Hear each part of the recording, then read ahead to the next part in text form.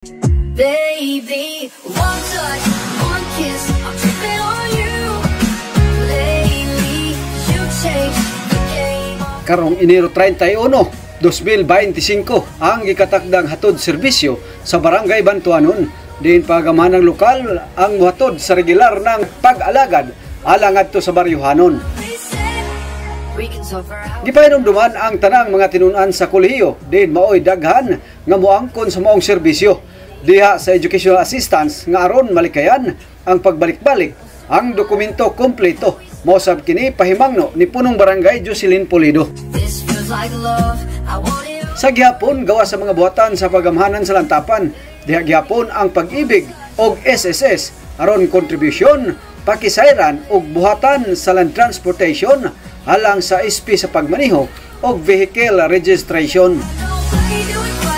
Ang Municipal Agriculture's Office din mag-uuma gipasidan-an alang sa pagrehistro sa RSBSA nga mao'y basihan sa pagabulahon nga branded nga mga abono og similya sa mais nga pwede nang maisprehan sulod sa daruhan. Kita-kits mga baryuhanon sa Bantuanon, iHearts lantapan og kumbati mga lagan sa padayong serbisyo alang sa katawhan. Baby, one touch.